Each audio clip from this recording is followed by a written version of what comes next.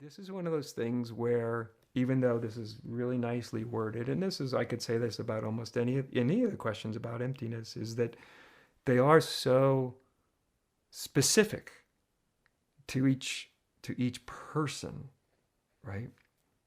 Um, so in this one, like he mentions boredom and boredom, but also the ego's terrified the emptiness as it deems it is boring and without excitement. So what we don't know, what I don't know, is what variety of emptiness this is, right? So you can have, I mean, I can't talk about them all right now, but you could have just like the ego being overwhelmed by life. There's a lot to be overwhelmed with right now. And sometimes egos will just go, God, it's insanity and it's just scary and it's overwhelming and it just seems everything's meaningless. And, it kind of, ego can create its own kind of emptiness there, a kind of meaningless, you know, unenergized, sort of depressive reaction to what is, right? Of course, that's not the ground of being emptiness, but it's a kind of emptiness. And often the two are confused, right?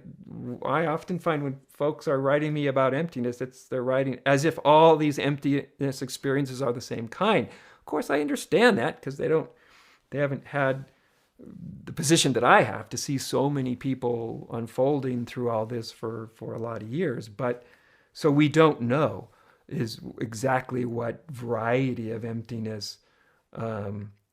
I'll take it from you, Mark, that when you said I have sensed into the emptiness that I am.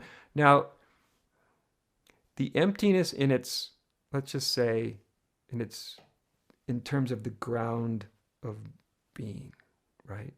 In its in its fairly mature kind of not only expression but sort of experience, right? And that is a kind of emptiness where we, us individually, we feel like we don't have some particular sort of fixed location. So things are fluid, right? Much more fluid. Emptiness also, in the sense, if we've seen deeply, it will undermine our conceptual structures, right? Because concepts, even the most advanced concepts, aren't the truth, right? So the most advanced understanding, conceptual, biological, description we could give of an apple doesn't, however, taste remotely sweet. It doesn't crunch. It doesn't give you calories. You can't live on it. It's an equation. So the equation is useful to make things or take things apart, but it's not the truth. It's not the truth in the same way an apple is a truth, right? It's frustrating though, because like an apple, it evades, like anything, everything else, it evades all of our descriptions, right? Okay. So when we have an experience of emptiness in its deeper sense, yes, we do feel kind of, in a certain sense, like emptied out, sort of hollow, without this fixed reference, without deriving our identity from the narrative in our mind and our memory and all of that, right?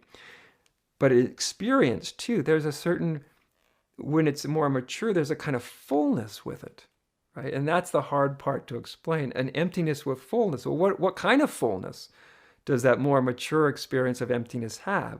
The more mature experience of emptiness has a kind of a presence of quiet and calm and well-being, a kind of uncaused well-being. I used to call it sometimes in teaching a kind of serene joy. That's how it was felt through my humanity, right? Somebody else, it's a little bit different permutations of experience, but so it's not just empty, right? This depressive, meaningless, stark, world crushing void. We often go through that, but that's not the destination. We don't want to stop there. It's just sort of a waypoint. The true emptiness is actually kind of full and rich and heartful, and open-minded and open-hearted, and there's a lightness to it, and there's a joy to it, because you're empty. You don't have a whole lot of, you don't have all this stuff to defend inside.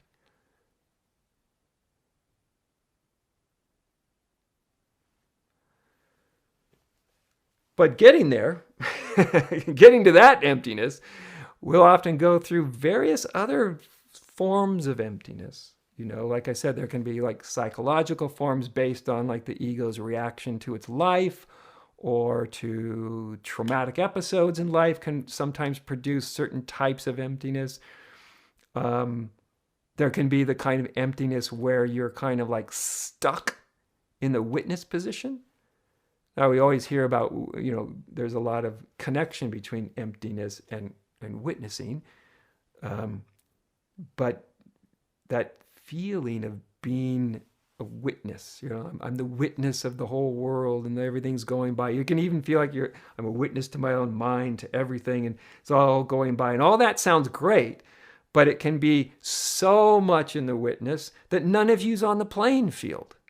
It's like going to a sports game or something, and you're sitting at the top of the bleachers, and that might be fun to watch the game, but if you've been at the top of the bleachers for 5 years, you're starting to get a little bored, right? Just sitting there watching everything pass by for most people, it doesn't feel completely fulfilling after a while. And I don't even think it's really what spiritual awakening is all about in the end of the day anyway.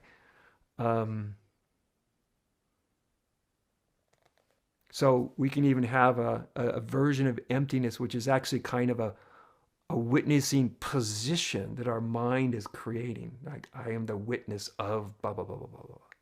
When that witnessing collapses or is seen through, then there's not apart from. Then there's a paradox.